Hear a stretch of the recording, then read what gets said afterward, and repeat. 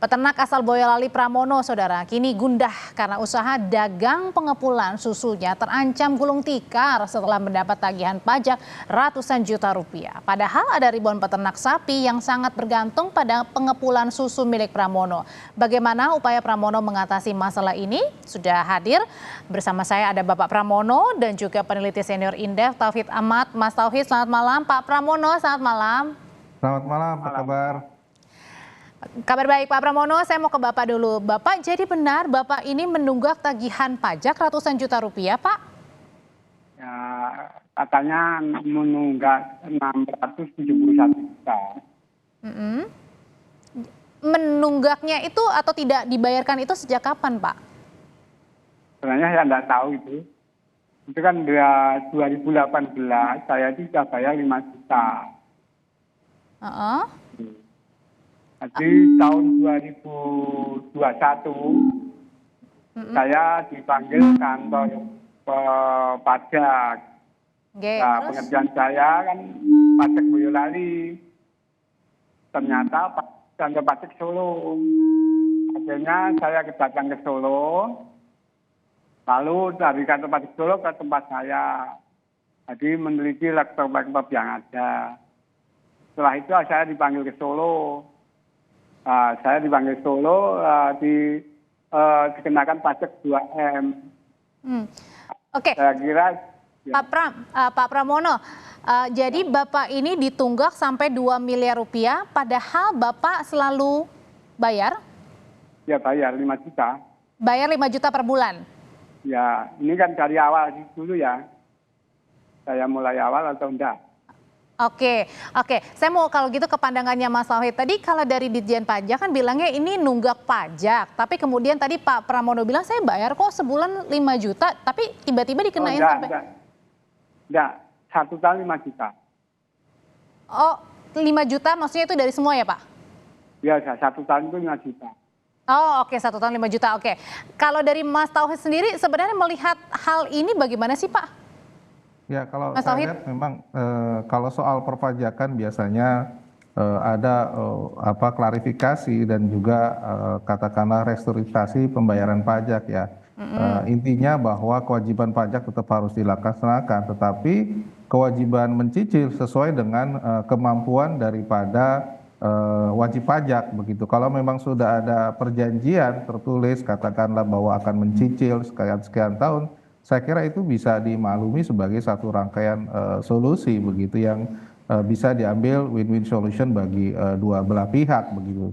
Tetapi yang mungkin dibalik itu juga mungkin ada katakanlah unsur keberpihakan ya, karena kalau seperti Pak ini kalau misalnya terdampak maka akan terdampak juga ratusan Iya. Itu yang kemudian terdampak yang tidak bisa melakukan proses penjualan. Nah, padahal sebentar lagi kita akan memasuki program makan bergizi gratis dan sangat dibutuhkan adalah peternak-peternak lokal yang ketimbang kita harus impor yang besar-besaran begitu. Oke, kalau gitu sekarang saya mau nanya ke Pak Pramono. Pak Pramono, kalau gitu setelah rekening Bapak diblokir, kemudian Bapak juga terancam tutup usaha, dampak paling besarnya apa Pak yang sekarang terjadi dirasakan Bapak dan teman-teman? Kalau saya sendiri kan sudah menyerah, tidak menyalahkan kantor pajak, tapi yang resah itu kan karyawan sama peternak. Tapi katanya bukannya waktu itu kan juga katanya sudah pernah ada ketemu Bapak, sudah coba mediasi, Dinas Peternakan juga sudah. Belum ada? Oh ya, itu ada. Itu awal pemblokiran 2024 bulan Oktober. Itu kan saya dipanggil ke kantor pajak untuk menyelesaikan 671. Tapi di 2020 itu kantor pajak kan narik saya 200 juta.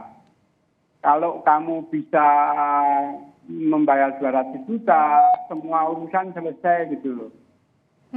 Karena 2020 itu saya anggap bayarnya sudah selesai.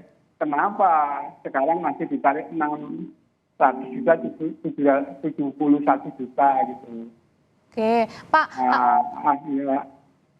Pak Pramono, jadi yang kemudian saya juga pengen tahu sebenarnya dampak yang paling dirasakan dengan penutupan rekening ini, kemudian usaha Bapak juga terancam gulung tikar, ini apa yang paling dirasakan Pak bersama teman-teman? Enggak apa-apa. Saya kalau sekiranya saya itu tidak manfaat dan beban pikiran saya itu sudah tidak mampu, ya berhenti aja jadi petani lagi. Oke, kalau Bapak tidak apa-apa, tapi mungkin yang ini Pak, yang sebagai mitranya Bapak, usaha yang lain Pak? Ya semua kebingungan dah. Dari pakan-pakan itu kebingungan bagaimana menjualnya. Saya kan punya mitra kerja ampas tahu Jakarta itu. Itu beberapa pedagang ampas tahu itu. Tiap hari itu 2 truk ampas tahu. Itu kan juga bingung semua. Oke, Mas Tauhid, dengan adanya dampak pemblokiran seperti ini juga sudah pernah ditemuin begitu antara Mas Pram juga tadi dengan Dinas Peternakan. Sebenarnya solusi yang paling baik bagi keduanya gimana Mas? Baik bagi Mas Pram dan juga teman-teman, baik juga buat keuangan negara. Biasanya model begini dilakukan restrukturisasi ya pembayaran pajak begitu. Tidak mengurangi, kalaupun ada courting, diskon dan sebagainya tentu saja harus ada basisnya begitu. Tapi ini bisa dilakukan begitu sepanjang memang terdapat kebijakan ya.